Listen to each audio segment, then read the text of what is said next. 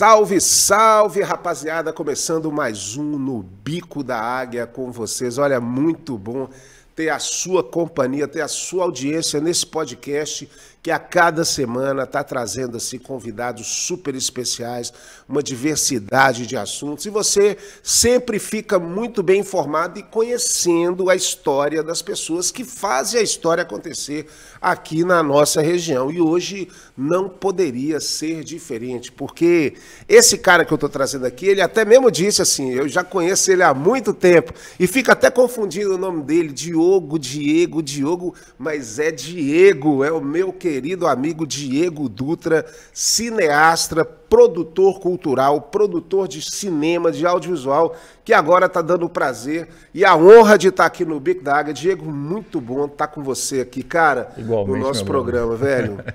Que bom, velho. Tá perdoado, porque tem gente que, inclusive, me chama de Igor, e aí eu pergunto assim, ó, você é muito amigo do meu irmão, porque você tá trocando meu nome com o dele, aí a pessoa vira pra mim, você tem um irmão que chama Igor? Olha só. E não sabe, né? Mas vale Mas tudo, entre Diogo e Diego tem uma confusãozinha também, né? Muita gente Diogo, às vezes... Diego, Thiago. Eu não tô nem aí. Não. Às vezes pode gritar assim, ó, do chapéu, vem cá. O do chapéu sim, porque ele, se você vê ele andando sem o chapéu na rua... Tá errado. Tem alguma coisa esquisita. Você nem consegue... E o cabelo grande também, cabelo né? grande, você tava me falando que você cortou o cabelo recentemente, que o seu filho falou, papai, o que aconteceu, né? Ele olhou pra mim assim, cara, com aquela carinha, ele nem falava o R direito, falou assim, papai, o que aconteceu com o seu cabelo? Por que você cortou ele? É interessante como a imagem ela fica marcada e fica presente, né, cara? É isso agora, mesmo. Diegão, fala pra gente exatamente essa história sua, cara. Você é de Montes Claros, você nasceu, você é daqui, vamos dizer, Catrumano, ou você é importado de outras paragens? Porque Montes Claros é uma cidade que traz muita gente de fora, né? Cara, eu sou importado de Taiobeiras, Botafé. Gente, a cidade... E eu fui conhecer Taiobeiras esse mês passado. Taiobeiras tá famosa agora por causa da Marina Sena, né? É verdade. E vai ficar mais famosa ainda por causa de Zilma Dutra, que a gente estava lá produzindo o documentário da Zilma, Sim. Que vai ser lançado em nível nacional também ainda esse ano. Que bacana. E foi a oportunidade que eu tive para conhecer a minha cidade, né? Olha Quer só. dizer, eu digo assim, minha cidade é Montes Claros. Sim. Eu moro aqui Você há veio para muitos cá anos. novinho, né? Minha mãe foi lá em Taiobeiras, deu uma parida, voltou para Berizal. Olha Minha só. primeira infância foi em Berizal, que é uns Berizal. 80 quilômetros de Taiobeiras. E aí, com 4 anos de idade para 5 anos, a gente veio para Montes Claros, fomos para o sul de Minas, voltamos para Montes Claros, voltamos para Berizal, voltamos para Montes Claros de novo. É norte de uma vida Minas, né? cigana. Mas aí acaba ficando aqui, ficou em Montes Claros, né? Tua Isso. infância E aí, toda... dos 19 anos para frente, eu trabalhei viajando e viajei muito o Brasil com meu pai, Sim. na profissão dele. Seu pai me fazia o quê? Meu pai é carreteiro, cara. Olha que privilégio para mim conhecer velho. os lugares mais então, lindos, você mais horrorosos do viajou de Brasil. caminhão por esse Brasil afora? A vida toda. Cara, isso para um cineasta deve ser fantástico, porque você vê muita coisa diferente, Muita história, né? Me dá uma bagagem muito boa. É verdade.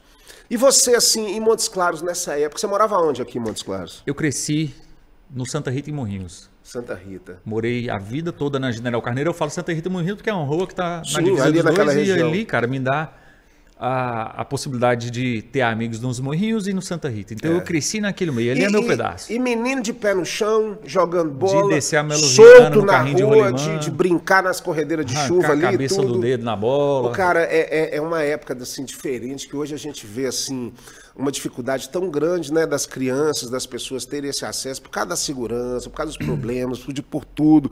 Hoje a gente vê mais menino em playground, nas quadras e tudo. Mas antigamente era solto, né, E velho? o dispositivo eletrônico também tá roubando muita infância de muita gente. Uma garotada assim tá a cara no tablet, O tal no do celular e smartphone. do tablet, a pessoa fica quase totalidade do tempo dela, né, cara? Aí tem um lado bom, tem um lado ruim. Crianças desenvolvem habilidades, elas já nasceram nesse berço tecnológico, né? Desenvolvem as habilidades com muito mais velocidade e tudo mais, mas tudo tem que ter um limite, né? Agora cabe aos pais a entender onde que está esse limite e desenvolver isso. A gente tem que entender a realidade que a gente está inserido nesse momento, né, da evolução, onde todas essas questões tecnológicas elas influenciam bastante. Eu tava Não só nas crianças, mas como nós, adultos, totalmente, totalmente. Eu estava me lembrando da minha época de faculdade, quando eu estava lendo os livros do Marshall McLuhan, Galáxia de Gutenberg e outras coisas que a gente... Os caras já projetavam isso que está acontecendo hoje, que naquela época não tinha, mal tinha um celular. Os caras falam, galera, o pessoal vai ficar todo mundo conectado nessa coisinha aqui e é isso que vai reger tudo. E a gente imaginava como é que não ia chegar, e isso chegou, né, cara? É verdade. Inclusive, muita gente achava, por causa dos filmes da década de 80, o futuro seria com carros voadores nessa época, né? Já tinha, né? De Volta para o Futuro. E no entanto, o que aconteceu? A tecnologia está cada vez mais pé no chão, e aí o que está fazendo as pessoas voarem mesmo não é o carro. Exatamente. É o bendito. E agora com essa questão de metaverso, com essa questão de realidade virtual e tudo, esse voo pode ficar ainda maior, né? Porque realmente aí você pode viver uma sensação de estar voando em algum lugar aí. É isso aí, cara. Mas eu vou te falar uma coisa. Eu particularmente, por enquanto, eu tô fora do metaverso. É uma coisa meio assustadora, né, velho? Eu não quero nem entender direito como é que funciona isso, porque eu quero curtir muito o que vida demorou real, tanto eu né? aprender para curtir agora. A vida física, né, cara? A cada momento é nos apresentado uma situação nova que a gente realmente tem que ter cabeça, né?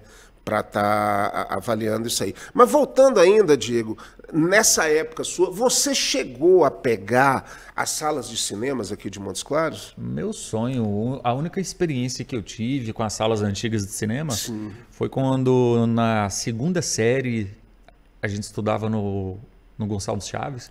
Inclusive eu era aluno da minha tia. Olha só. Minha tia, né? Era minha professora. Na verdade, tia do meu pai, né? Minha tia segundo grau, Tânia. E aí a escola levou a gente para assistir um filme, o filme do Super Coelho, no cinema da Coronel Ribeiro. Sim, Coronel Ribeiro. E aí, cara, quando eu vi aquela tela gigante na minha frente, e era um desenho animado, no 2D, desenho de 20 minutos, era um curtinha. E eu fiquei maravilhado, eu não fazia ideia o que era aquilo, por que aquela televisão era daquele tamanho. Então, quando você era pequeno, esse cinema já estava meio que morrendo, né? Já estava num período de transição, né? E foi o único contato que eu tive com o cinema. Depois disso, eu fui para uma sala de cinema, pasme, mesmo eu sendo cineasta, eu fui para uma sala de cinema, eu tinha 24 anos. Que loucura, velho. Ou seja, eu acho que assim, as gerações acabam ficando privadas disso, né? Eu sou mais velho que você. Eu peguei esse momento do cinema e entrevistei aqui o Ucho Ribeiro, alguns programas atrás, e ele me falando que a família dele era proprietária dos cinemas que tinham aqui, de vários cinemas em Montes Claros. Então, em Montes Claros, você tinha o Cine Montes Claros, você tinha o Cine Fátima, esse Cine Coronel Ribeiro, você tinha um cine que chamava São Luís, ficava no centro. Cine Lafetá. Cine Lafetá. Vídeo Abreu, né? Então, todos eles eram entretenimento, né, cara, das pessoas, no domingo à tarde, no matinê, na sexta, no sábado. Era a forma de entretenimento que as pessoas se encontravam, se divertiam.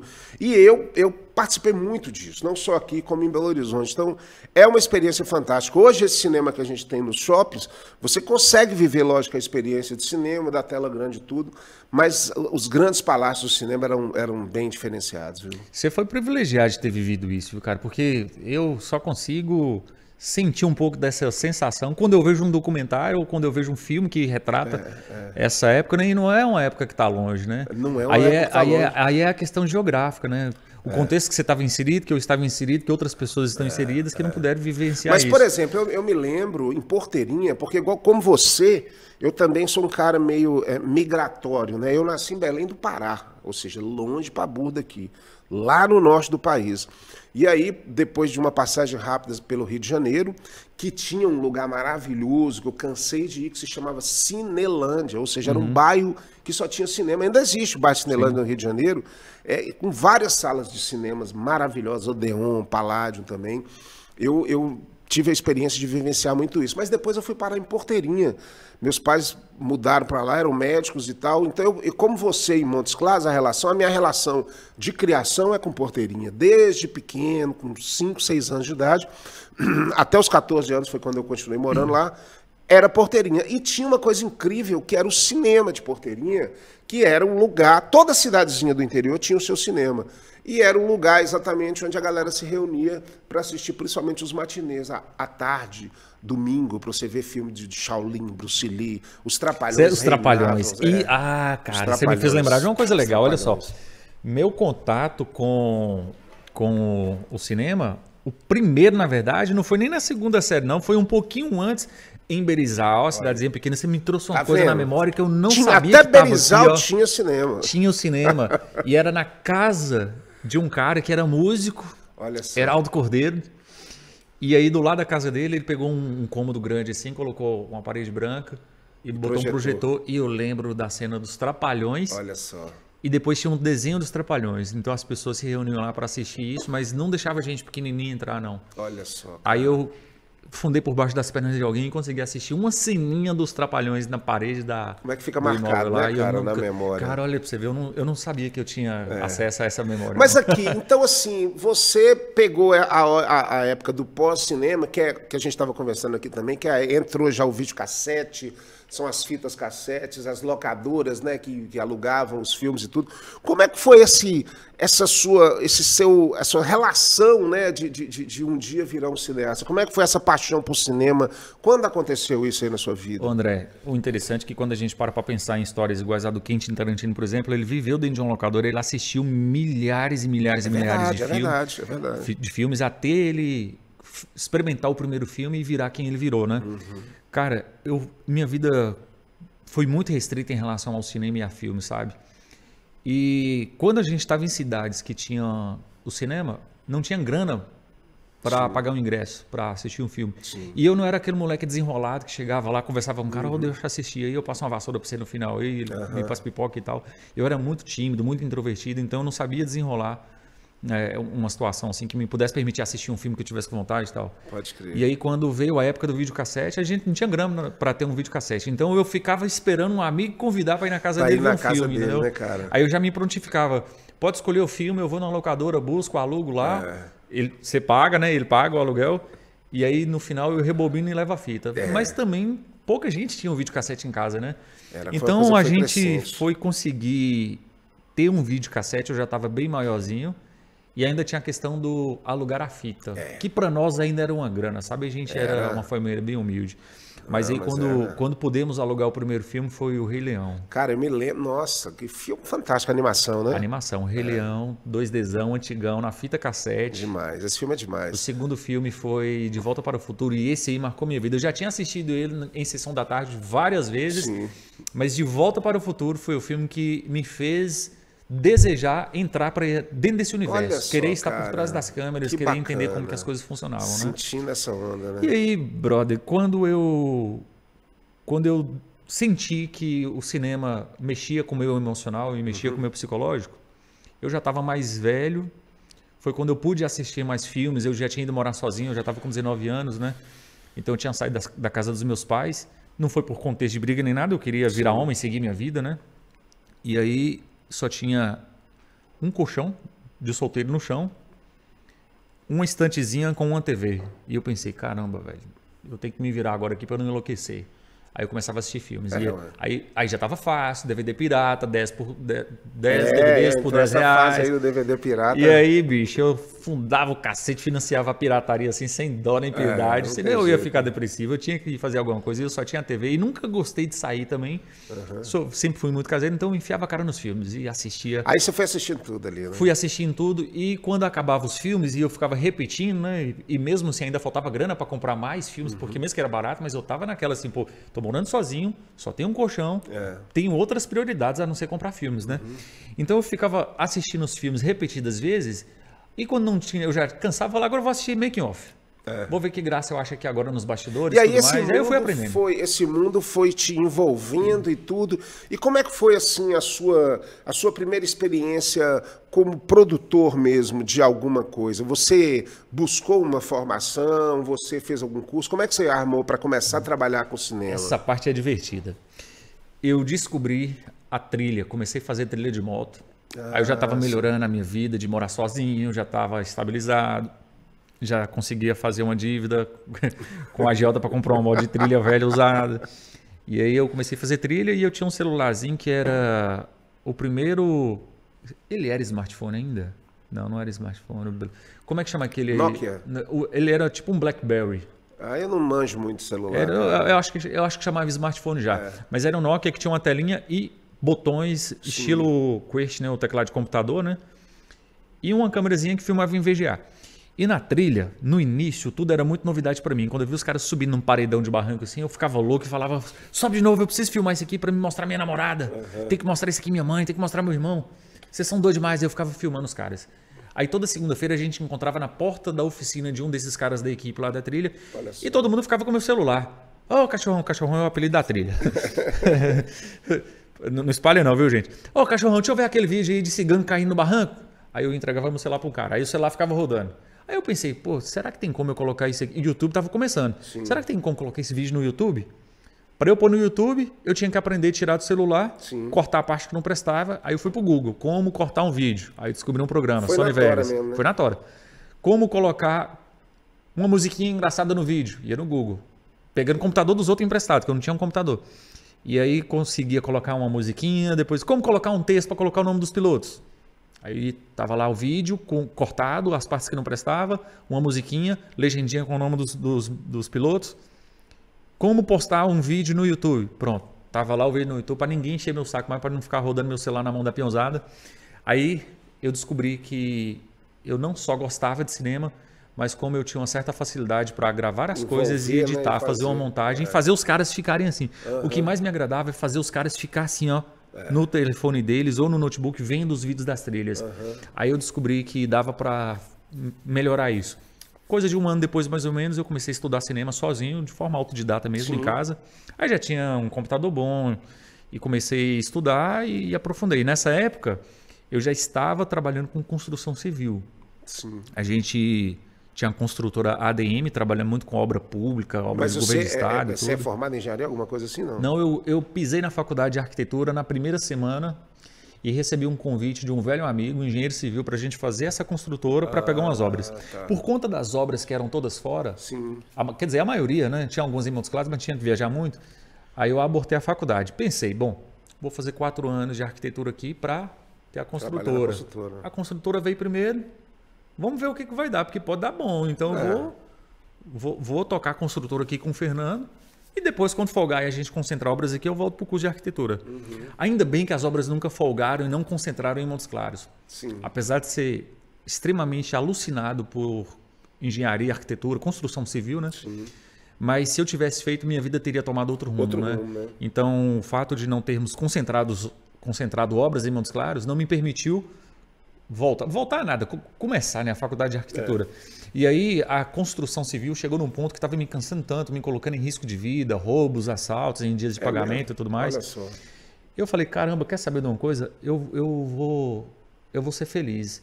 Eu tinha estressado tanto, André, que eu paralisei o lado direito do meu do meu rosto, inflamou um nervo no cérebro que distribui o movimento, né, o trigêmeo, e eu fiquei travado 2, 3 semanas. Gente. Foi aí que eu dei um basta. Meu ponto final na construtora Você tomou foi a decisão, né? Falei, tenho que parar com isso, porque eu não vou ter vida. Eu era um cara novo, de 23 Você é novo anos. ainda, né, bicho? Eu tenho essa carinha de 16 aqui, 18, mas tem mais um pouquinho.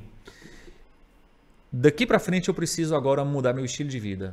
Saí da construção civil e fiquei um mês repensando a minha vida toda. Eu saí assim, sem plano, com a mão na frente e outra atrás. Que doideira, eu saí cara. para não morrer.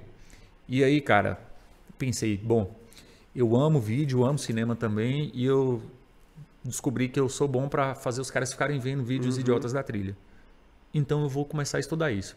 Comecei a estudar cinema, entrei no site de algumas faculdades de cinema, Beechman, dos Estados Unidos, a New York Film Academy, a UNA de BH e a Escola Livre de Cinema do Fernando Val. Descobri o que eles ensinam na faculdade e fui buscar do meu jeito. Eu não tinha como sair da cidade para estudar cinema fora, eu não tinha a mínima condição nem financeira mais, nem psicológica para encarar uma capital. E aí, estudando sozinho, eu comecei a sentir mais segurança para fazer a dívida da minha primeira câmera. Que bacana, e fiz a dívida da minha primeira câmera e com um mês eu consegui grana. Principalmente, né, cara, assim, você começou a trabalhar com uma coisa que te dava prazer, que você tinha prazer em estar fazendo e dava, ou seja, quando você trabalha com uma coisa que você gosta, que todo mundo costuma dizer isso, a coisa flui sem você pensar que é um trabalho, apesar de que é muito trabalhoso, né? Mas para mim tem 11 anos que eu não trabalho. Pois é. 11 anos de férias. Porque você faz o gosto. Nós vamos falar, cara, nós já estamos chegando, passa rápido, quando o papo vai assim, descontraído, porque aqui nós estamos também pela Vim TV, né, pelo nosso canal a cabo, e aí nós já estamos chegando no final do nosso primeiro bloco, mas no segundo bloco eu quero que você então me fale essa sua experiência exatamente quando você já se torna um profissional, porque você veio numa ascendência realmente, galgando aí os degraus, subindo cada vez mais até chegar no ponto de ser realmente dirigir um longa, dirigir um curto, dirigir coisas um pouco mais complexos. Mas nós vamos falar daqui a pouquinho disso, Maravilha. porque agora eu preciso falar com você exatamente dos nossos patrocinadores, que quem apoia aqui o Bico da Águia para estar acontecendo o podcast para vocês. O primeiro que eu vou falar para vocês é o aplicativo Busca Aqui. O aplicativo Busca Aqui, Montes Claros na palma da sua mão. Por exemplo, produção de audiovisual. Procurou lá o Diego Dutra, você vai achar no aplicativo Busca Aqui. Você quer uma pizza, você quer um sanduíche, você quer uma manicure, qualquer coisa tá ali no Busca Aqui, fácil, Montes Claros, na palma da sua mão. E o nosso outro patrocinador, que é tão importante quanto, é a Personal Jingle, comunicação através da música. Não tem nada melhor do que música, né, velho? Não. Música entra nos seus ouvidos e marca, codifica na sua cabeça. Então a Personal Jingle produz o jingle para sua empresa, produz o jingle para o seu serviço. E agora, na época da política, também produz jingles para as campanhas políticas também. Então, Personal Jingle, você pode entrar no site personaljingle.com.br, entrar no Instagram também, falar com a Luísa, que é a CEO do Personal Jingle, e contratar um jingle para a sua empresa e comunicar da melhor forma possível. Nós vamos ficando por aqui no primeiro bloco, mas daqui a pouco tem segundo bloco com mais Diego Dutra para você. Valeu!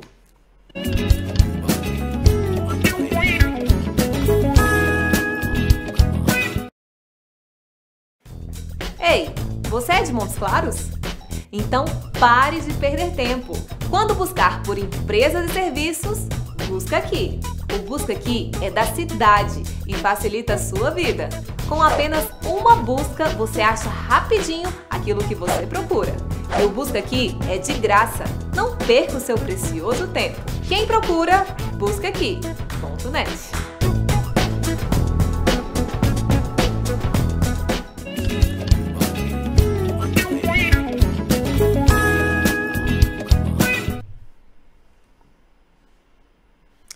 Estamos de volta com o podcast No Bico da Águia para você. Você pode acompanhar o podcast No Bico da Águia pela Vim TV. Passa todos os dias na Vim TV e você acompanha aí todas as entrevistas. E claro, também pode ir no canal do YouTube da Vim TV. Lá tem todas as entrevistas desde a primeira entrevista. Então é muito bacana para você estar acompanhando aí a nossa produção do podcast. Diego, voltando aqui então a falar da sua carreira, falar desse, né, da sua introdução no mundo audiovisual. Então você filmava os caras lá de moto, celularzinho, naquela bagunça, tutorial de Google e foi aprendendo, aí de repente você falou, bicho, é isso que eu quero, abandonou o outro caminho da sua vida, entra no audiovisual. E como é que você se tornou esse profissional para começar realmente a realizar produções que fizeram diferença aí no mercado? Cara, nessa hora foi a hora que eu descobri. Lascou, ferrou. Eu tive que forçar a barra. Comprei a câmera fiadão. Tive que fazer essa dívida para forçar a celeridade do meu aprendizado. Foi no mesmo agiota do primeiro lá, não? Porque aquele demorou para pagar, ele não quis me emprestar mais. E aí eu tive que ir lá na loja com a cara dura assim e falar, vende uma câmera para mim fiado, pelo amor de Deus. E aí eu peguei uns cheques de clientes. Olha só, cara. Passei e eu tinha que cobrir os cheques. Né? Falei, agora fudeu, velho. Se eu não fizer isso aqui acontecer, eu tô lascado. Eu tenho 30 dias para pagar R$3.800. Na época, R$3.800 era muita grana, era uma câmera cara, né? Era uma câmera muito boa na época, eu já quis arriscar na boa para me forçar, né? Claro. E aí eu tive que pegar o primeiro trabalho, né? Então, o primeiro trabalho eu arrisquei de cara um curta, porque eu estava estudando cinema, né? Sim. Uma mãe de uma menina me procurou para fazer um vídeo para a festa de 15 anos, para mostrar no telão lá, depois do ensaio de fotos e tal. Uhum. E aí ela falou assim, olha, quando seria para você fazer um vídeo legal do ensaio de making-off da minha filha para mostrar? Aí eu parei e pensei assim, ensaio de fotos, nunca fiz isso na vida, nunca filmei um making-off de um ensaio fotográfico, mas tem uma coisa que eu acho que eu dou conta de fazer. Virei para a mulher e falei assim, olha, o que você acha da gente fazer um filminho com a sua filha? O que você acha disso? Ela, pode ser legal, alguma coisa que ela gosta e tal, né? É isso aí. E quanto seria? Aí eu pensei, agora ferrou também, né? Que eu não faço ideia de quanto cobrar por isso, né? E aí eu pensei, vou cobrar alto, velho. Pagar metade da câmera, por exemplo. Cobrei R$1.500. Meu Deus do céu, que burrada que eu fiz, André. Eu devo ter gastado uns 1.300 para fazer um filme, cobrei 1.500. Olha só. Fiquei, eu acho que uns 10 dias trabalhando nisso. em tese, empresarialmente falando, foi o pior negócio do mundo, Sim. mas de fato foi o melhor negócio da minha vida, E porque deu eu resultado... pude colocar tudo que eu estava aprendendo ali para fora, eu pude extrair da menina uma coisa que ela nem sonhava que ela poderia fazer, né? Foi uma experiência muito boa para todo mundo. E aí quando isso foi apresentado na festa de 15 anos dela, o colega que estava comigo, né, trabalhando na festa, o fotógrafo, ele falou assim, olha, no final, né, do filme, ele falou assim, olha, eu nunca vi as pessoas aplaudirem vídeo de festa de 15 anos. Olha só. E, no entanto, esse vídeo, o pessoal levantou das mesas e aplaudiu Você de trouxe pé, a cara. emoção pro vídeo, né? A emoção do cinema. Consegui fazer isso, sabe? Quando eu vi as pessoas em pé aplaudindo, eu não acreditei. Aplaudindo a menina, obviamente, Sim. o filme e tudo mais, né? Não Sim. interessava quem tinha feito. Eu não estava ali para falar, foi eu que fiz, mas eu estava olhando para os Mas era o olhos das resultado, pessoas, né, né? do Para seu ver a trabalho reação. ali, E isso. claro. Eu queria... Eu sempre digo que as pessoas são o meu termômetro, né? Então, quando eu gravo alguma coisa e eu te dou aqui para assistir, eu fico olhando para você, para eu ver onde que você está reagindo e como você está reagindo, né? Então, naquele dia ali, eu saquei e falei, eu nasci para isso, velho. É isso aí que eu preciso fazer. Daí para frente foi só ladeira acima. Graças a Aí Deus. você começou a fazer as produções, estudar cada vez mais, Cada vez mais. especializar e tal. Estudei muito conteúdo publicitário, marketing, porque eu sabia que nessa região eu não conseguiria me sobressair Produzindo fazendo cinema, filmes. né? Então, o que eu tenho que fazer? Eu preciso pagar as contas, né? Tem que encher as latas de casa.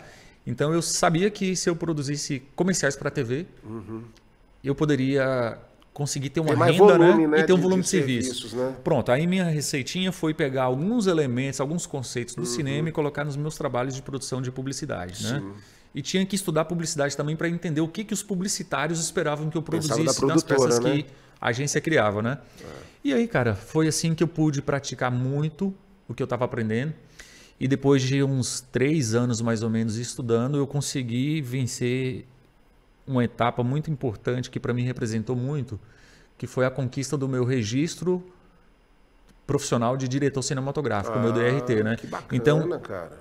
eu teria 2 caminhos. Ou eu iria para a faculdade, fazer o curso, pagar, e era muita minha vontade fazer a faculdade de cinema e não fui por falta de condições. Meus alunos me perguntam até hoje, professor, vale a pena fazer faculdade de cinema? Eu digo, vale, Vale, né? vale. Você tem condições, cara, faça cinema, publicidade, marketing, faça a faculdade que você quiser, mas faça, porque vale a pena. Ainda é um diferencial, sim, no mercado de trabalho, as pessoas são escolhidas primeiro pelo talento e depois pela forma, até por onde que ela formou. E ainda rola isso, né? Um preconceito. Demais, Você estudou na tal faculdade, pô, demais. o curso lá é mais fraco, então eu prefiro o fulano dali. Então, digamos que os 2 candidatos têm um nível intelectual parecidos, têm um nível de experiência parecidos, aí o quesito eliminatório vira o quê? Onde que o cara estudou, né? Ainda é assim, e vai ser assim por muito tempo. Então, se o cara tem condição de fazer a faculdade, faça. Eu não fiz porque eu não tinha condições de ir embora de Montes Claros para estudar e não tinha grana para pagar. Sim. E eu fui para o meu plano B, que era estudar sozinho. Então, como eu já tinha uns 3 anos, 4 anos, que eu já tinha produzido muita coisa, eu consegui fazer a comprovação dos meus conhecimentos técnicos, prova, testes, exercício, um acervo, né? Eu mostrei o acervo. Foi um processo muito demorado, inclusive, não é fácil, é mais fácil você fazer a faculdade de cinema, é muito mais fácil. E aí eu consegui o meu registro, né? Então, para eu ter isso, ou eu faria cinema, ou eu caminharia por essa rota das pedras que eu percorri. Entendi. E doeu, cara, e não foi fácil. Imagino. E eu não recomendo ninguém a querer a formação assim, por si só, entendeu? Porque é difícil. É por esse motivo que eu tenho um curso, né, de cinema, um curso online, para economizar os pés dos meus alunos, para eles não Você andarem por esse montou caminho. uma produtora para você? Como é que foi essa Montei, história? eu fiz essa produtora já... Assim, eu queria ser grande, André. Eu já comecei para crescer, sabe? Claro. E não é o ego, é querer ser aquele profissional que vai mostrar para as pessoas numa tela o sonho da vida delas, entendeu? Sim. Eu queria ser grande para poder proporcionar para mais gente, para mais negócios, Claro. o que eles precisam, né? Nos negócios, a publicidade, e para as pessoas o sonho do documentário, o sonho de participar de um filme e tal. Para eu conseguir isso, eu teria que crescer. Então eu entrei para crescer. E aí, de cara, na primeira semana que a minha primeira câmerazinha chegou, eu coloquei o nome, Vega Filmes. Vega Filmes. Vega Filmes. Que bacana. Não existia Diego Dutra, não importava quem era Diego Dutra, era Vega Filmes. Eu precisava fortalecer esse nome. E a Vega Filmes existe ainda? Existe você está aí ainda, trabalhando existe ainda, pesado e CNPJ, tal. endereço e tudo. Legal, legal. Um pouco antes da pandemia, eu desmontei a estrutura do estúdio, né? Eu gosto muito de prever as coisas que vão acontecer no mercado. Eu desmontei a produtora todinha, vendi uma parte dos equipamentos que eu não tinha onde guardar, porque eram grandes e tudo mais. E aí, continua a Vega Filmes, mas extra, né? Em loco. Então, assim, até porque toda a estrutura, a gente ficou quase um ano sem gravar nada na estrutura, né?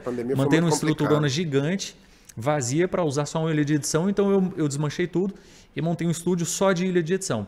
Porque 99% das produções da Vega sempre eram externas. Entendi. Ou era no cliente, ou era na cidade vizinha, em outro canto. Então, você pode locar o equipamento e fazer, né? Então, aí a Vega Filmes existe fazendo gravações. E a sua experiência, então, assim, como na sua primeira produção de cinema, o que foi que você fez, assim? Eu me lembro que você fez não sei se foi um curto ou um longa, inclusive com atores famosos e tudo mais, né? Como é que foi essa história? Quando eu lancei o meu primeiro material, que foi para sala de cinema mesmo, foi o filme Gente Igual a Você, que é um filme de autoria do João Jorge, que é maestro também de música, né? Sim. Major também da polícia. E o João tinha escrito uma história muito massa. Quando eu li o roteiro, eu falei assim, cara, temos que fazer esse filme. Essa história aqui vai virar. Bacana. E aí a gente foi buscando meios de crescer esse projeto. E aí eu falei assim, olha, João, você me dá liberdade para movimentar uns palitos para fazer essa sua história virar um filme massa e a gente produz isso? Vamos fazer isso? E ele falou assim, é por isso que eu te chamei para almoçar comigo. E aí a gente foi atrás de patrocinadores, fomos buscar o elenco, fizemos uma seleção de elenco enorme em Montes Claros, né? Eu acho que tinha umas 180 pessoas, 150 pessoas. Aqui tem muita gente talentosa, né, cara? Assim, tem muita gente com vontade, de ser visto na frente de uma câmera, sabe? Pois é. E assim, o pessoal tem crescido muito no teatro e tem muita gente querendo também à frente da câmera. Não só nos palcos, mas para a telinha, né? Para o cinema ou para a TV. Então a gente tem muito potencial aqui. E a prova disso é essa seleção que a gente fez. Tinha mais de 150 pessoas pleiteando um personagem, né? Entendeu? Então, buscamos um ator famoso. Quem foi que você trouxe? O Anselmo Vasconcelos. Anselmo Vasconcelos. Então, eu falei assim, olha, João, você me dá a liberdade de conseguir um ator famoso para a gente protagonizar esse personagem principal e fazer esse filme crescer mais. E por uma questão, obviamente, também de marketing, né? Porque se a gente traz uma pessoa de peso, esse filme ganha muito mais relevância, né? E querendo ou não, a gente tem que ser estrategista nessa área, tem que pensar como um empreendedor também no cinema, né? Sempre. E eu falo que cinema não é apenas arte, cinema é um negócio, é um nicho que gera emprego, gera dinheiro, gera renda. Para funcionar precisa disso, né? E aí a gente conseguiu trazer o Anselmo Vasconcelos para fazer o personagem principal. Para quem não lembra de nome, o Anselmo Vasconcelos é aquele cara que estava toda semana na tela da sua TV, na Globo, né? No Zorra Total. Fez mais de 55 filmes, é um ator muito premiado. Hoje também. Ele está em outra emissora, né? Ele está nas novelas bíblicas. Eu não sei nem se pode falar o nome das emissoras, mas não tô nem aí. Ele era da Globo, agora ele está na Record. O Big Daga está tudo liberado. E aí o cara está na Record e esse foi um dos últimos trabalhos que ele fez antes de ser transferido de emissora, que foi esse aqui com a gente. Então o cara veio para Montes Claros, gravamos todas as cenas. Era um curta, 20 minutos. Gravamos todas as cenas com o Anselmo em 3 dias. A gente quase enlouqueceu a cabeça para conseguir fazer isso. Salário de diárias, caríssimo pra gente, né? Ele fez para nós uma condição muito diferente. Tem um pessoal que ele entrou no projeto, né, sabe? Essas coisas, né? Ele gostou da causa, ele entrou no projeto, ele praticamente nos deu o trabalho dele, né? E aí, só que ainda assim era uma grana muito alta para nós, né? Para o nosso contexto aqui, para a nossa realidade financeira e tudo. E aí a gente quase enlouqueceu, fizemos das tripas coração para fazer as gravações dele nesses 3 dias. E ficamos mais uns 2 meses gravando todo o restante das outras cenas com os outros personagens. Esse filme foi para a sala de cinema. Cara, eu nunca vi aquilo também. Eu só vi parecido em Vingadores. Aí eu tô falando sério agora. Na moral, velho. 3 sessões de cinema lotadas pra galera assistir o filme. Bicho, que bacana, eu lembro velho. Que é uma emoção fantástica, né? Eu ainda era casado, meu filho estava na barriga da mãe. E ele estava para nascer no dia da estreia do filme. Naqueles 3 dias, né? Ou ele nasce dia de emoções, 15, 16 ou 17, o filme estreou dia 16 e estava todo mundo na sala de cinema. Eu tava assim, ó, eu olhava para a tela, para o público e para a barriga. Tela, público, barriga. Porque o menino ia chegar a qualquer momento. Mas quando a gente estava chegando no shopping, eu e minha equipe, que a gente estava falando que o cinema, né, saiu dos grandes palácios e foram para os shoppings, né? Então a gente estacionou no shopping. E quando eu entrei, eu vi que na parte de baixo do shopping já tinha uma multidão de pessoas e a fila subia a escadaria, dava a volta na escada, rodeava o saguãozinho e chegava na bilheteria. Aí eu pensei assim, ó... Só Vingadores mesmo pra isso. Não, né? Aí eu pensei assim, ó, puta merda. estão lançando um filme foda aí no dia do nosso, vai quebrar com a gente, velho. Não vai ter 3 pessoas. Não, vai ter umas 20 pessoas, né? Porque são os atores, mas os maridos, namorados, esposas, né? Os amigos, as mães dos atores, com certeza vão querer assistir o filme, né? Então vai ter umas 20, 30 pessoas. Então eu fiquei com medo desse outro filme que estaria estreando lá, na sala do lado nosso, prejudicar nosso filme. Só que aí eu comecei a ver esse pessoal indo para a porta da nossa sala de estreia. Eu, ué... E um tanto de gente tirando foto no cartaz, naquele cartaz luminoso, assim, né? Que parece uma TV vertical, né? E o pessoal tirando foto. Aí as pessoas começaram a tirar foto comigo. Aí eu perguntei, e essa filona, e essa galera toda tá aqui para que filme? Pro filme seus aí. Olha caralho, só, é fantástico, né? E aí eu fui para a porta da sala de cinema, eu e o João, e cumprimentamos as pessoas uma por uma, agradeci e apertei a mão de todas as pessoas que entraram. E, André... Tinha gente sentada de 2 nas poltronas, cara. Maravilha, velho. Na frente, entre a primeira fileira e o telão, tinha gente deitado assim, ó, pra assistir o filme. Aí o pessoal, vocês podem ir lá pra fora e vai ter mais 2 sessões, vocês podem voltar. E o pessoal, não, pode dar o play, a gente fica aqui assim mesmo, tá bom demais. E eu emocionei, cara, eu não aguentei, não. Eu virei, fui lá pro cantinho assim, dei uma choradinha assim de 10 segundos.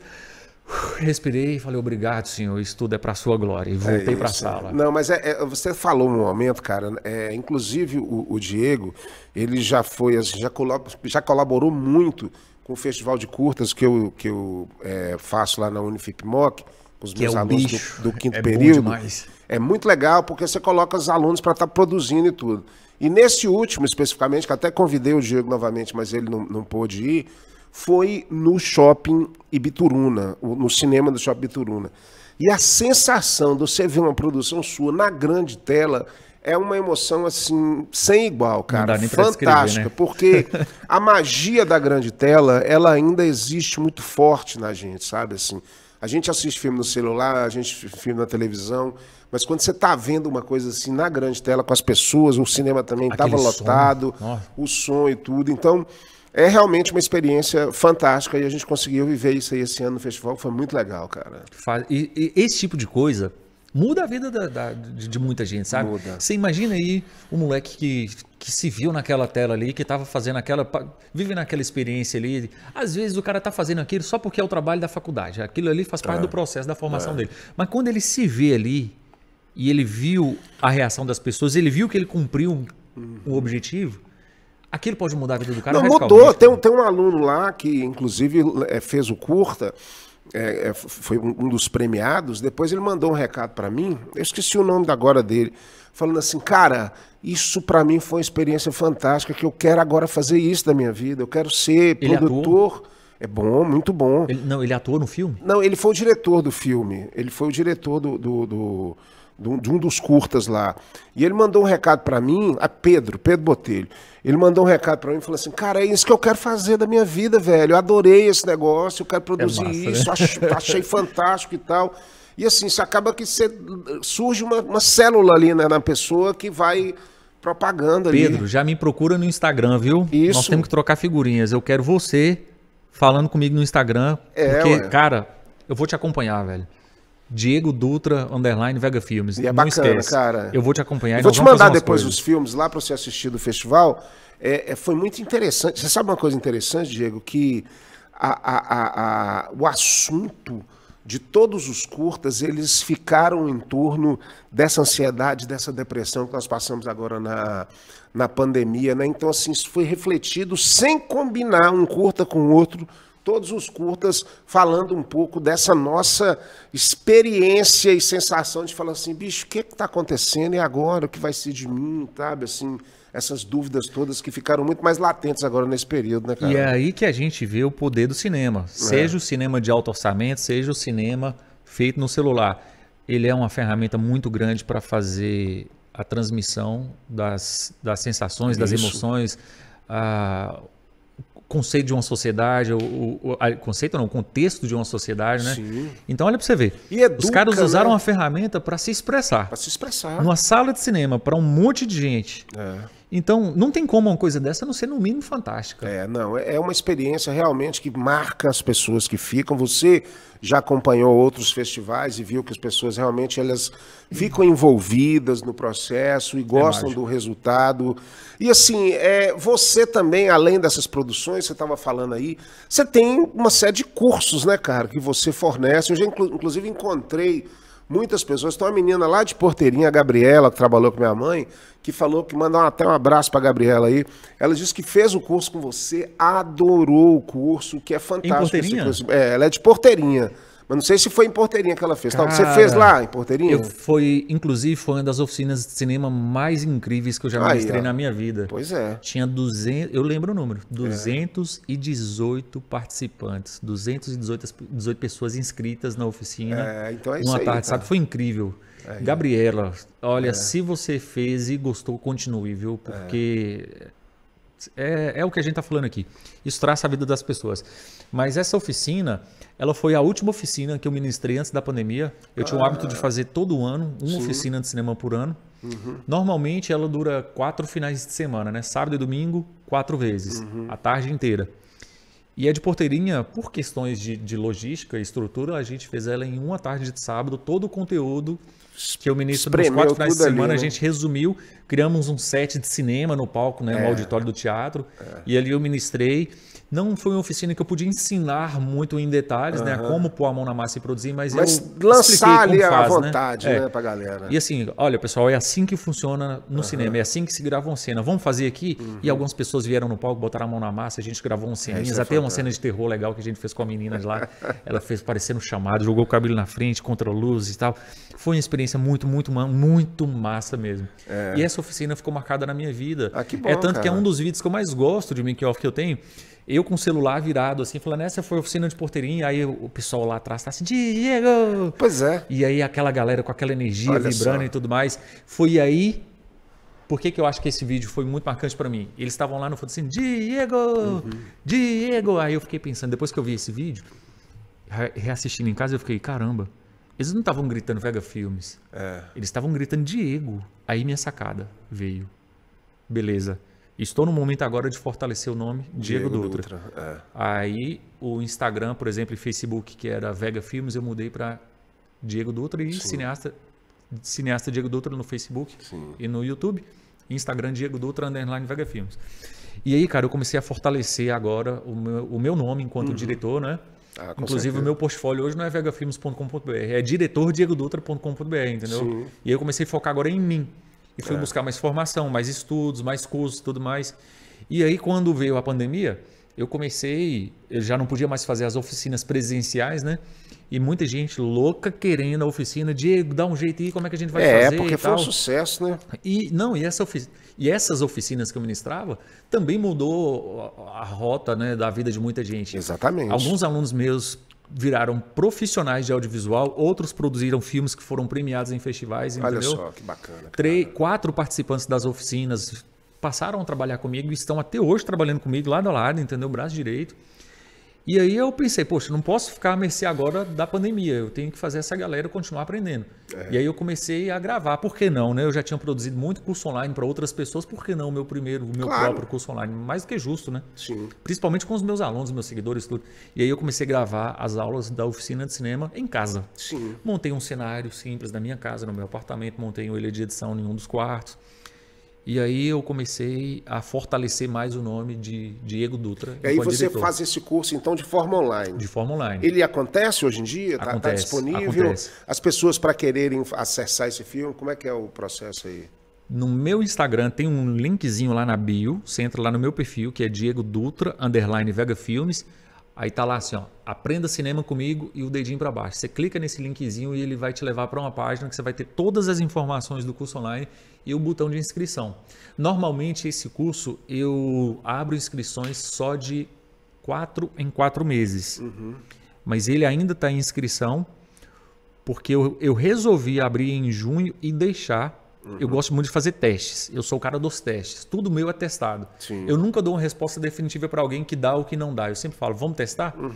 E aí eu deixei aberto até final de agosto. E bacana. vamos ver o que acontece. É uma oportunidade, né? Porque hoje em dia, principalmente depois da pandemia, essa relação com o online, ela se tornou muito real para as pessoas, já, né? Todo mundo acostumou, né? As pessoas tiveram aula de faculdade e tudo mais. Então, assim, é algo que veio para ficar. Vai estar sempre. Isso, né? Lógico que só isso fica difícil, a gente fica cansativo demais, a coisa só online, mas se puder fazer uma mescla, né?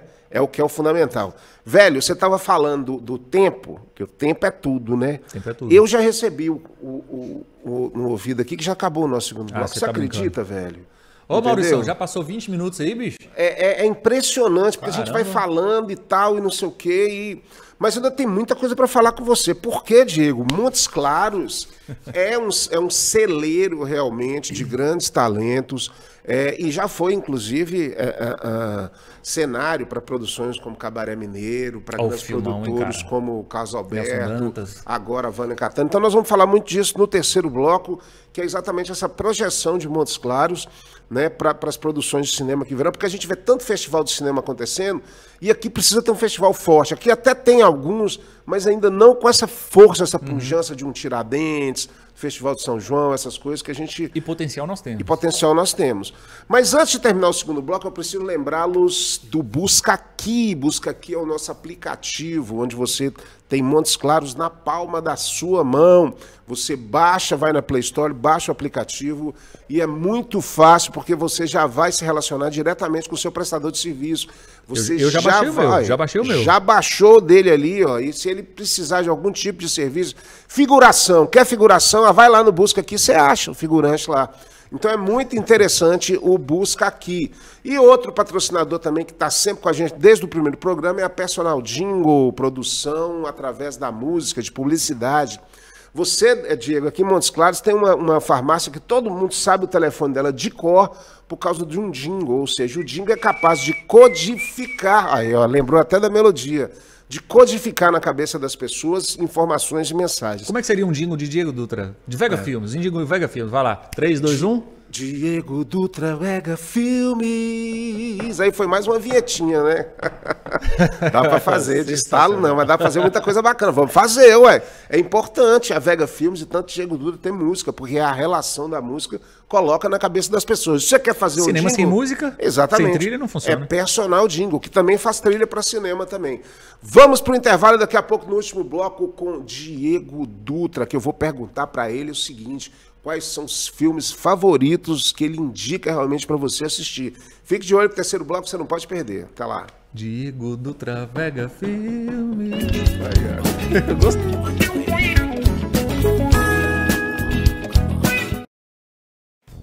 Ei, você é de Montes Claros? Então pare de perder tempo. Quando buscar por empresas e serviços, busca aqui. O Busca Aqui é da cidade e facilita a sua vida. Com apenas uma busca, você acha rapidinho aquilo que você procura. E o Busca Aqui é de graça. Não perca o seu precioso tempo. Quem procura, busca aqui.net.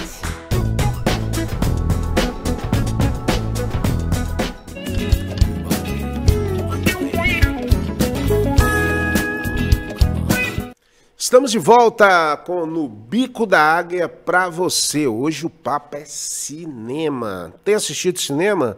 Fica só na Netflix ou você vai assistir filme no cinema? Porque é muito bacana assistir também no cinema. Nós estamos aqui com Diego Dutra. Não, fala de novo. Com Diego Dutra Diego Dutra Vega Filmes. A vinheta já está feita. E ele está aqui batendo esse papo super bacana com a gente. Você que gosta de cinema, com certeza está gostando desse bate-papo, porque é um produtor, um cineasta daqui de Montes Claros, que, de certa forma, também expande esse conhecimento com seus cursos, com o curso online agora, que é muito importante. E falando, Diego, de Montes Claros, se diz Montes Claros, cidade da arte e da cultura, né? Agora, inclusive, vamos agora começar o Festival Folclórico do Catopê, onde a cidade realmente fica toda enfeitada, é muito bacana.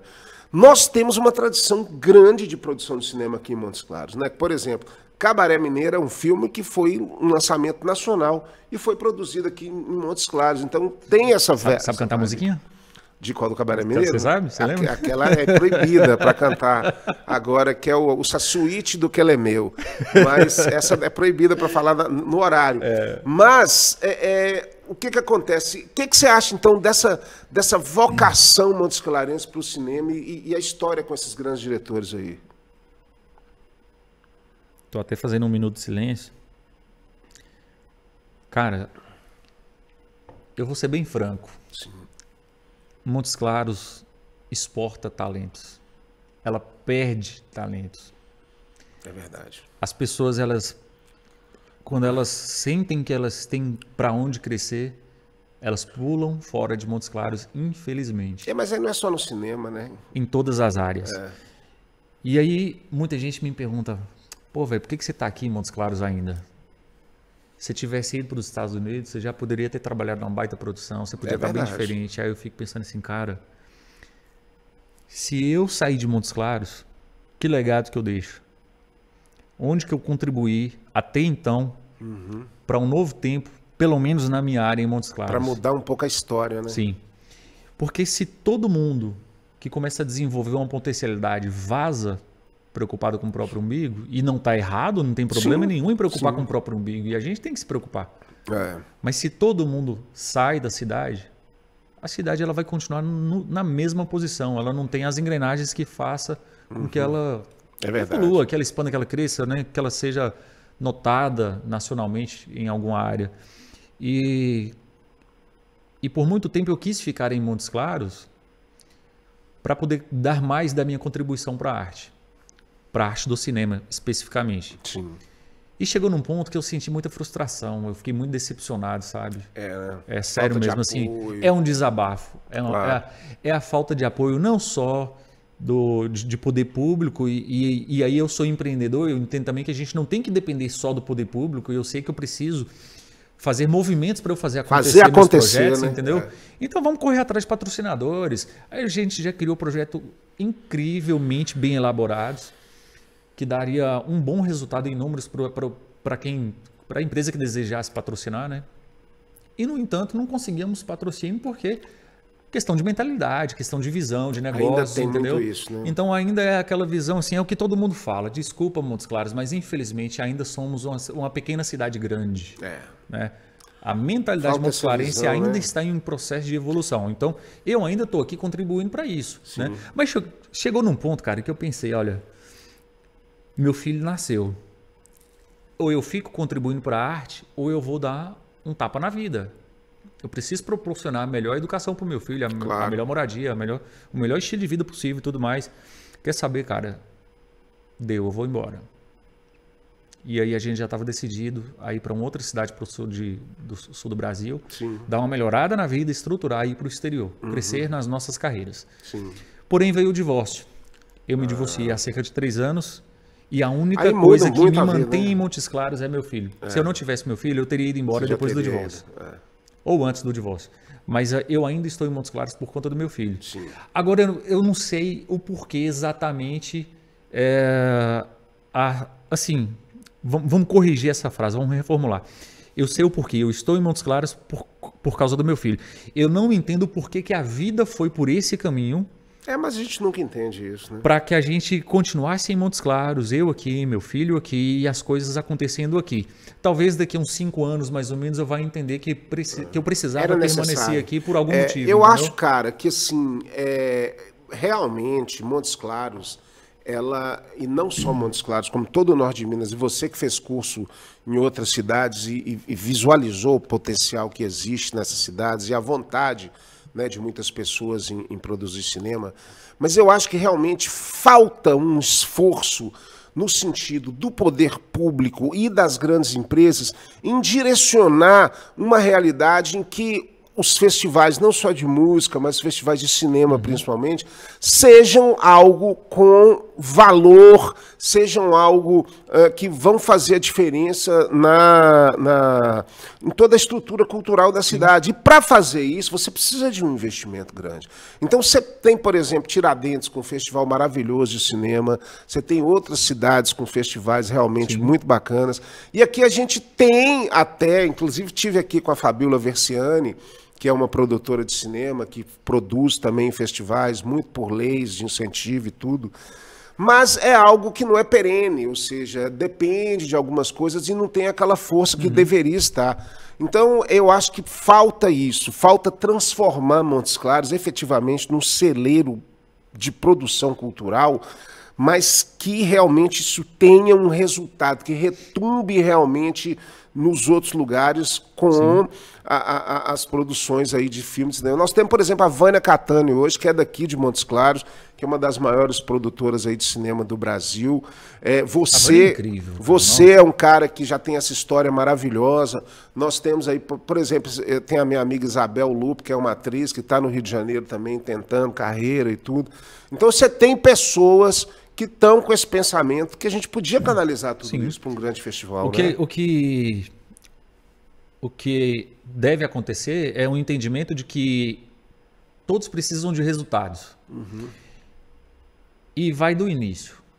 Quem quer produzir um filme? Quem quer produzir um curta, um documentário? Ele pensa no quê? Primeira coisa, sua história vai gerar que tipo de resultado em quem assiste? Você vai ter público? Se não, muda a história.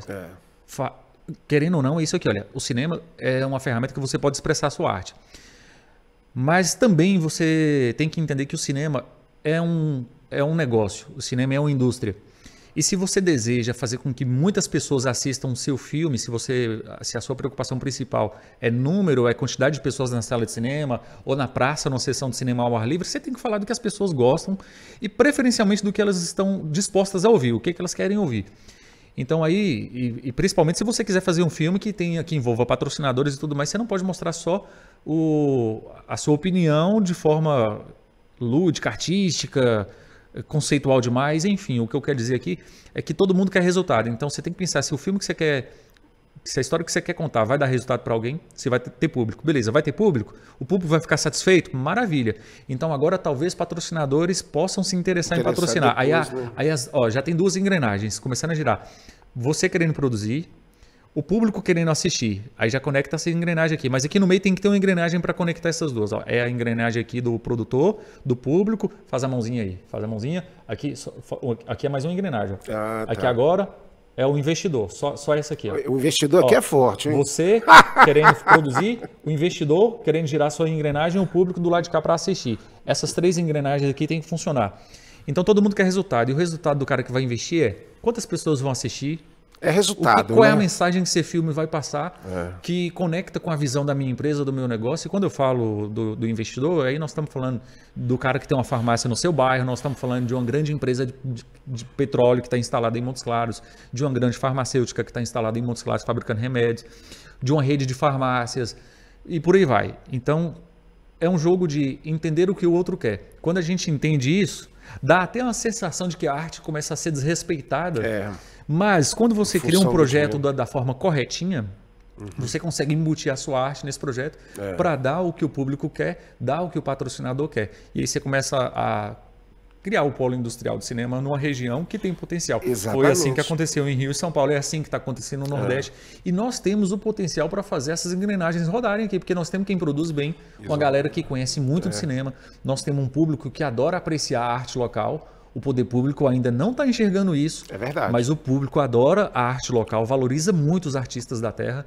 E agora a gente precisa mostrar para os empreendedores que vale a pena colocar a grana deles nesse negócio, mesmo que não seja por uma lei de incentivo, onde vai ter um abatimento fiscal e tudo mais. Até o patrocínio direto vale a pena. Eu já fiz cara colocar R$3.000 de patrocínio direto em uma produção minha e eu coloquei, eu acho que em 2 sessões de exibição deve ter passado quase 1.000 pessoas só nas 2 estreias, nas 2 sessões de estreia, fora os números pela internet. Esse patrocinador falou, caramba, valeu demais e me chame para mais projetos. O que você acha dessa realidade hoje em dia que a gente vê, que são as produtoras de stream, como quer dizer, várias, né? A Globoplay, a Netflix, a Amazon, todas tem produções próprias, né? De inclusive produtores independentes que têm ideias e vendem para eles essa ideia e de repente a coisa fica viável. É mais uma possibilidade, né, para você estar colocando o seu produto, porque se você consegue colocar em uma dessas plataformas, a chance do seu filme ser assistido é muito grande, né? Não, e outra coisa, além de ser uma forma muito viável, porém uma forma cara, se o cara que vai produzir um material, ele tem que seguir uma série de exigências do streaming, né? Tem estilos de câmeras, estilos de iluminação, estilo de narrativa, enfim. Estilo de narrativa, porque algumas delas seguem algum tipo de viés. Sim. E se a gente falar de um N vermelho, isso é muito evidente. Mas se você não atende os requisitos técnicos de alguns desses streams, você ainda vai ter outras opções. Você ainda pode mandar para um canal aberto igual o Curta... Não, esqueci o nome do canal nacional. Curta alguma coisa. Curta Brasil, não lembro. Curta, acho que é. Mas ele seleciona filmes nacionais, filmes curta-metragem nacional, independente da questão técnica, né? Se tem um conteúdo relevante, você pode ser selecionado e ainda receber uma verba para o seu filme estar sendo exibido ali no canal, né? E se você não tem essa... Se você não tem condições de entrar para o streaming, por conta das reivindicações técnicas, e você também não vai para esse outro canal, você ainda tem a opção de publicar no YouTube monetizado, você tem a opção de colocar, por exemplo... Tem um site muito famoso que toda hora que você entra no YouTube tem um anúncio desse. Faça o seu site com... E aí você pode criar seu site ali, hospedar seus vídeos, gratuito. Você hospeda seus vídeos ali. Wix? Pode, né? Aqui Faça pode. o seu site com o Wix.com. Mas o Wix pode também patrocinar, se eles quiserem, não tem problema nenhum. Inclusive, o Wix. Então, olha só, meu portfólio eu fiz no Wix, paguei para sair inscrito, olha que vocês não me deram real, então eu paguei para sair esse feito comigo, no Wix. cara, faça seu site no Wix, faça tudo no Wix, é bom maravilhoso, demais, é bom leve. demais. Ele falou, mas acabou a gente fazendo no WordPress mesmo, e eu tenho aquele site mais convencional. Mas eles falam que o Wix a muito... plataforma do WordPress é excelente, é muito segura, é funcional, não trava nem nada.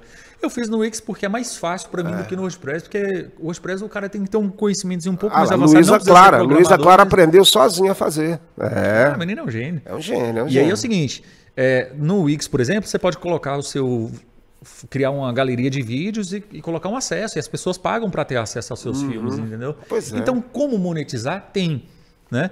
E na pior das hipóteses, assim, você pode ainda passar o chapéu nos amigos. Grava um filme, passa o chapéuzinho aqui e sai pedindo. E você literalmente, né? Porque você só anda de chapéu, né? Então é mole. Precisou, você já passa o chapéu ali. Não, aqui é igual o final de culto. Ó. Terminou a conversa, eu já passo o próximo Diego, projeto. É interessante, né, cara, esse negócio do podcast. Tem o Abu Janra e o Marcelo Tassi também. Ele tem um podcast interessante que ele chega pro cara e fala assim: Diego, o que é a vida?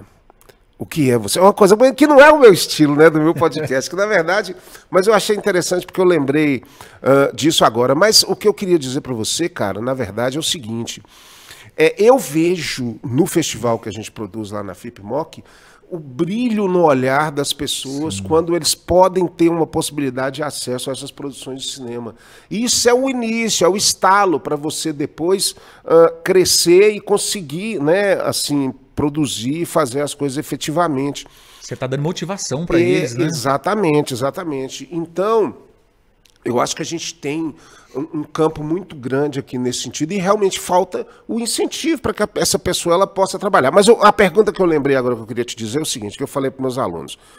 O Glauber Rocha, que foi um dos grandes cineastas brasileiros e criou um movimento que é o cinema novo, né, que influenciou o mundo inteiro, por exemplo. Influenciou o Francis Ford Coppola, influenciou o Steven Spielberg.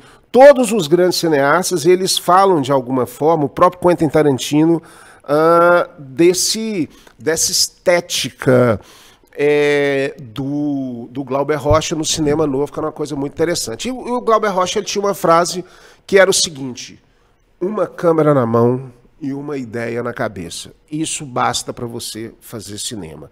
E hoje em dia, nesse momento tecnológico, todos nós temos uma câmera na mão, porque a câmera está todo mundo tem uma câmera na mão, todo mundo vai fazer um filme se quiser. Sim. Aí eu te pergunto, onde estão essas ideias? Cadê as ideias? E aí a gente vai para um TikTok e vê produções ali, videozinhos de humor, da galera filmando em celular mesmo, aquelas coisas bem de traição, tosco e tudo. Ou seja, essa é a realidade de uma produção audiovisual de hoje, as ideias são essas, todo mundo agora está com o celular na mão e vai produzir esse tipo de conteúdo que a gente vê? O problema é que nós estamos numa fase... É triste o que eu vou dizer, mas... Sim. Essa geração tá idiotizada demais, cara.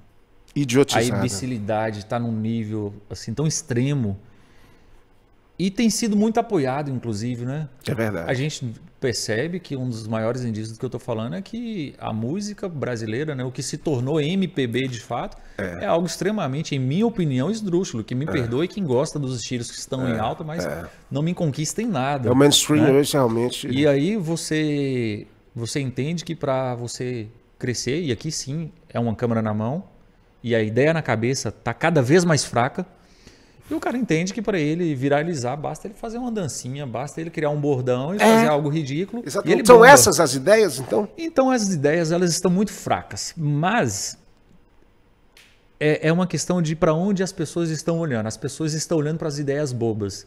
Porque, por algum motivo, não sei se por algoritmo ou própria questão cultural mesmo, as pessoas estão dando mais atenção às idiotices, às imbecilidades, do que para as ideias de fato relevantes. Mas a esperança nunca morre. Pessoas que têm ideias brilhantes têm a câmera na mão, se não tem essa, tem outra, e a ideia está aí na cabeça e não faz por medo. É aí que você deve fazer. É assim que a gente luta contra a idiotização da geração. É criando formas de apresentar grandes ideias de forma simples. E quando eu falo grandes ideias, eu não estou dizendo que você tem que ter um roteiro incrível, de uma história incrível. Pode ser de como você alimenta o seu cachorro durante o dia, mas de uma forma que demonstre um pouco de inteligência, sabe? De uma forma talvez mais conceitual, de uma forma com a preocupação, que você se preocupe com a estética do que você está fazendo. E não precisa de tecnologia, de iluminadores, de um bom microfone. Você pode fazer tudo da forma mais básica e simples, desde que você mostre um conteúdo que faça a pessoa refletir. André, quando eu vejo um vídeo idiota do TikTok, eu paro para refletir. Ele me causa uma reflexão. A seguinte reflexão: que merda é essa? Mas tem tão muita coisa, né, cara? O que está acontecendo? Por que essa menina tá parecendo uma lombriga com cólica dançando essa música ridícula, esquisita? É um manifesto cultural. É um manifesto eu não cultural. gosto, não concordo, mas eu jamais vou me opor. Não vou proibir, não vou criticar, não vou xingar. Porque a expressão é a expressão, né? Porque é a realidade hoje, né? Será que na nossa época, se todos tivéssemos uma câmera na mão como hoje, os conteúdos também não seriam dessa forma? Porque o que eu penso, até como professor de comunicação, é que tudo hoje é muito descartável, né? Assim, o que é rápido, viralização hoje, amanhã já não é. E existe algo muito além disso, que é a inteligência maior de quem criou esse sistema, que é o sistema, vamos dizer, das redes sociais, do TikTok, que trabalha com o algoritmo, que trabalha com direcionamento, que é uma coisa que me dá um medo danado, porque assim é a inteligência artificial que a gente vê nos filmes mesmo, os futuristas que sabe mais da sua vida do que você, ou seja, o celular seu sabe das suas preferências, sabe do seu gosto, sabe dos seus horários, sabe tudo de você, mais do que você mesmo. Então, isso é verdade. Ele fala: bom dia, André, oi, eu tenho um robô aqui que fala comigo 7 horas, na hora que eu tenho que tomar um remédio, fala: oi, bom dia, não sei o que, você faz isso, faz aquilo e tudo. É um negócio assim. O Skynet tá chegando. Cara. Aí você fica meio assustado. Todo mundo sabe onde é que você tá, cara, sabe? Assim, é um grande Big Brother geral, mas quem tá no comando tá ganhando muitos bilhões em cima disso. Porque é disso que se trata, né? É disso aí que se trata. Exatamente, ou seja, quem coordena no algoritmo todos esses vídeos que são, né, postados ali no TikTok e todos os outros... É um consumo assim, cada vez maior, as pessoas vão produzindo, as pessoas vão entrando e nada fica, porque é muito descartável. Você sabe por que não fica? Porque é justamente a irrelevância desse tipo de conteúdo para as pessoas que estão gerando o número. Eu acho que isso até é uma ideia interessante para fazer um filme sério sobre isso, entendeu? É verdade. Para falar sobre porque, essa situação, sacou? O cara faz um vídeo fazendo uma dancinha lá. O cara dançou bonitinho e tal. 2 milhões. 2 milhões de pessoas que assistiram e que nem lembram mais o nome dele. Se não for aquele seguidor fanático por alguém que pinta um cabelo de roxo e toma banho numa piscina de Nutella. porque tem um público que é fanático por isso, né, infelizmente. Mas se o cara não for desse aí e ele viralizou, ninguém sabe quem é ele, ninguém sabe da história dele, ninguém lembra o nome dele, às vezes nem segue, mas deu um view pro cara, né? E o cara bombou com 2 milhões. Aí a gente fica com medo porque isso tem ganhado muito espaço. Mas é aí que você, com o seu celular ou com a sua câmera boa e a sua ideia na cabeça, você deve sim criar coragem e produzir o seu vídeo de 1 minuto e postar. Porque, beleza, você só vai ter 500 visualizações, mas de pessoas que ficaram mais do que aqueles 15 segundos assistindo aquele vídeo idiota do TikTok, elas vão assistir o seu conceito, a sua ideia, a sua criação, a sua arte, e ela vai se conectar com você de uma forma que aquele outro lá jamais vai conseguir uma conexão. Por isso que ele viraliza com poucos vídeos, com 1 milhão, 2 milhões de views, ele vai ganhar até uma grana legal com isso aí. Ok, não está errado, né? Por mais que seja bobo o princípio do negócio, mas não está errado. Mas você vai preferir 1000 vezes mais 300 pessoas conectadas com você, fiéis a você, que te escutam de verdade, do que 2 milhões de cara que nem sabem por que curtiu o vídeo do TikTok, na verdade. É verdade, cara. Diego, eu queria perguntar para você agora, é o seguinte, você como produtor de cinema, você tem alguns filmes que você acha assim fantásticos, que mexeram com você realmente na história, que são os seus favoritos? Tem uns 200 filmes aí, meus top 200, mas tem uns filmes que me fizeram acordar na vida. É mesmo? Outros filmes que me... Por exemplo, A Procura da Felicidade. Quando eu assisti aquele filme... Lindo esse filme. Eu dei um start para a minha vida de negócios, entendeu? Eu me senti um zero à esquerda como empreendedor, e quando eu assisti A Procura da Felicidade, eu desejei mais ainda ter um filho. Sim. E por isso eu entendi que eu precisava preparar muito mais a minha vida financeira e solidificar um negócio. É interessante, né? Como o cinema ele traz, né, essa coisa além. Você não vai apenas assistir um filme, você recebe algo que pode contribuir com a sua vida. É interessante, né? Como filmes diferentes têm objetivos diferentes, né? Sua produtora gosta de comédia e às vezes ela quer assistir um filme só para descontrair. Eu adoro reassistir Gente Grande 1 e 2 com Adam Sandler. Eu sou fãzaço do Adam Sandler, olha só. Ai, nossa, o cara é cineasta e gosta de Adam Sandler? Sim, gosto muito de Adam Sandler. E eu amo Gente Grande 1 e 2. E eu amo A Herança de Mr. Deeds e O Maluco no Golfe também. Então, olha, porque eu quero só dar umas risadas, mas olha, eu aprendi muito com Clique também, que é um filme de comédia que me fez me atentar ao valor da família, entendeu? E a dependência da tecnologia a colocar o trabalho em primeiro lugar, isso aí mudou meu conceito de trabalho e família. A Procura da Felicidade mudou meu conceito de como empreender, como correr atrás dos meus sonhos. Inclusive, influenciou na minha busca pela vitória no cinema, pela jornada cinematográfica. Que bacana, cara. E aí tem uns outros filmes que me inspiram muito a querer produzir de forma maior, com mais recursos técnicos. Por exemplo, eu sou muito fã do Christopher Nolan, né? E a forma como ele produz os filmes, com o mínimo de CGI possível, o máximo de efeitos práticos possível, isso me inspira muito, sabe? E sem falar assim, no intelecto do próprio Nolan, em como ele lida com a produção, como ele escreve, como ele dirige. Ele é muito diferenciado. E aí eu me referencio também, por esse motivo eu gosto muito do filme Batman, O Cavaleiro das Trevas, que tem um Coringa do Heath Ledger, que revolucionou o personagem Coringa no cinema, né?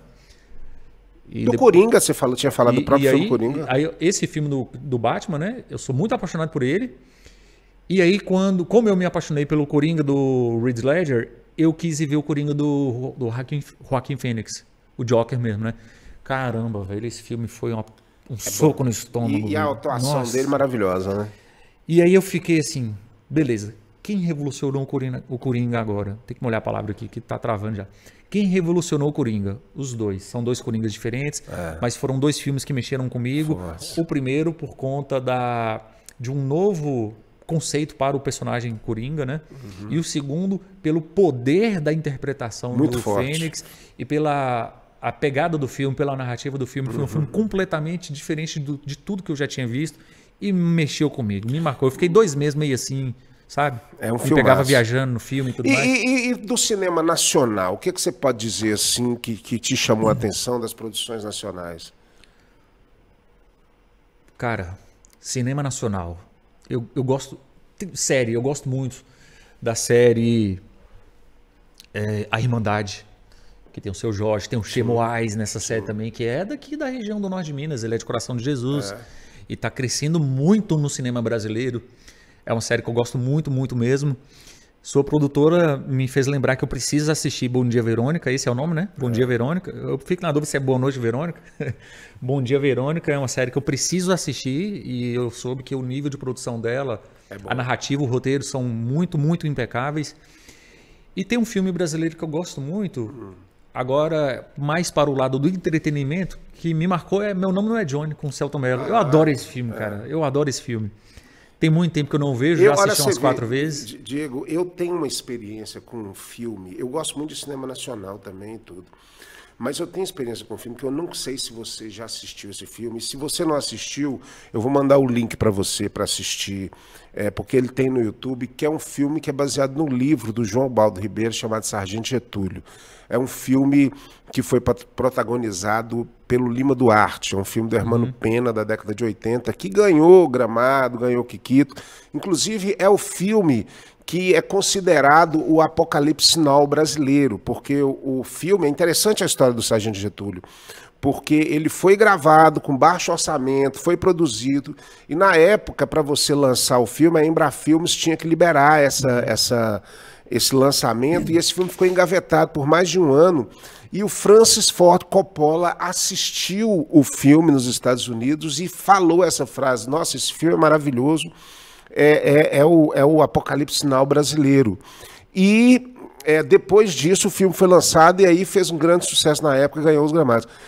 Eu e uma turma de amigos meus em Belo Horizonte, o Paulo César, o Sérgio e tudo, nós são assim, ligados a esse filme, que eu particularmente eu decorei o texto do filme.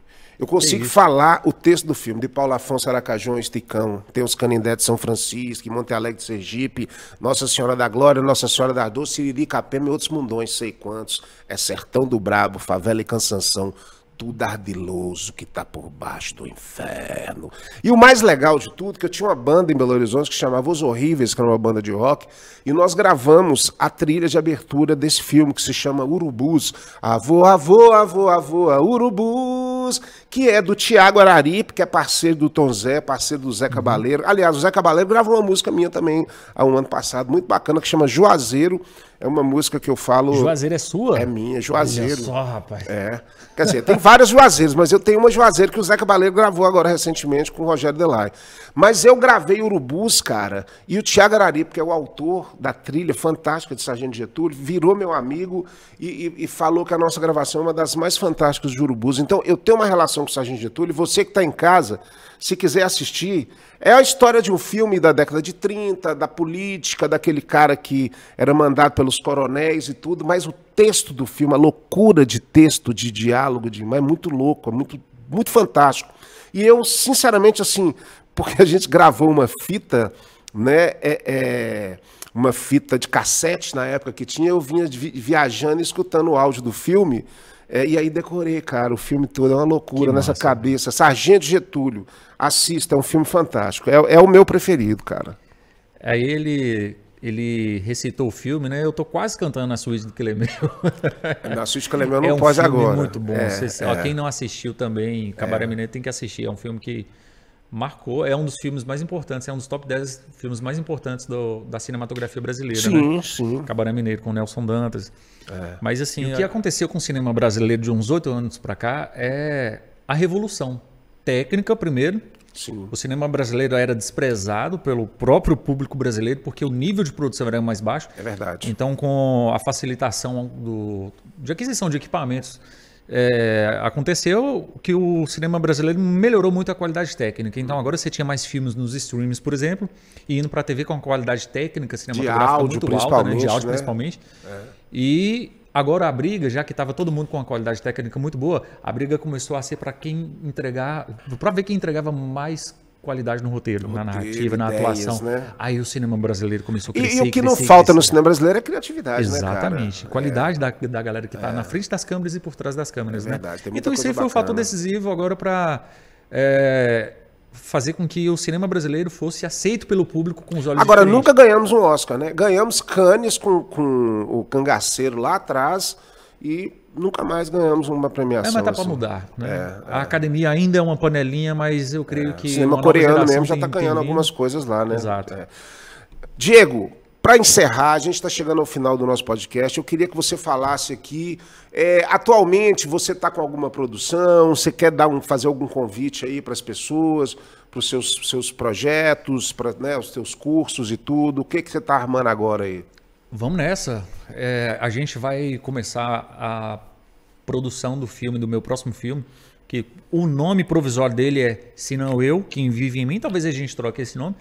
Mas é um filme que vai mostrar a história de um policial afastado por depressão e outros problemas psicológicos também, né? Alguns transtornos mentais. E ele vive um dilema em relação ao filho, em relação a alguém do passado dele que já se foi. E é uma história muito forte e vai impactar muita gente. E é um filme que eu estou trabalhando nele para ele ser realista ao extremo, sabe? Bacana. Quero fugir daquela coisa aquele cinema mais de ilusão, aquele cinema mais assim, blockbuster, fantasia, aquela coisa de que só acontece nos filmes, sim, desviar de bala. A gente vai ter cenas de ação, sim, é um filme que vai ter uma pegada boa de ação, mas é um filme que vai ser focado realista, no drama, né? Bacana. No drama e uma história muito realista. E nesse filme eu vou me lançar como ator. Né? Tenho estudado artes cênicas há muito tempo, isso ninguém sabe, eu lá caladinho na minha, e nesse filme eu vou ver, né? De repente eu descubro que eu sou o melhor ator do que diretor. Claro, não, mas ator vai se dar bem demais. Né? E no mais, os cursos também disponíveis para as pessoas e as produções, né? A Vega Filmes continua firme. Vega Filmes continua firme e forte. Se o cara quiser aprender sobre audiovisual, é só ir no meu Instagram e começar a me seguir e me encher de pergunta. Tem um monte de vídeos lá que eu dou algumas orientações, eu ensino algumas coisas, dou muita dica legal também. No meu canal do YouTube, Diego Dutra Cineasta, também tem a mesma coisa.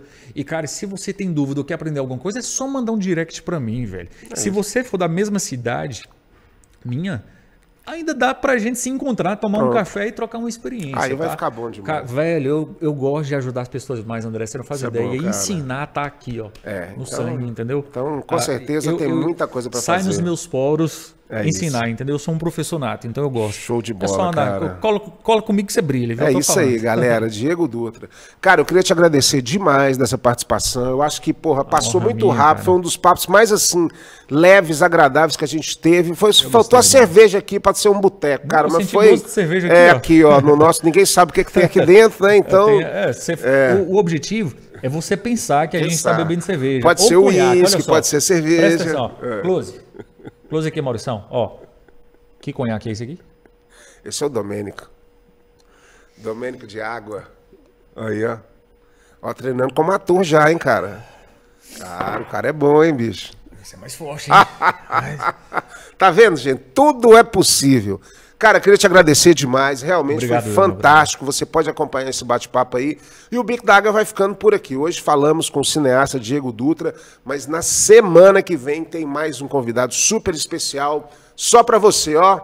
Um super beijo, um beijo do gordo, em homenagem ao Jô Soares e até a próxima. Valeu. Diego Dutra Vega Filmes. Já saiu com a vinheta.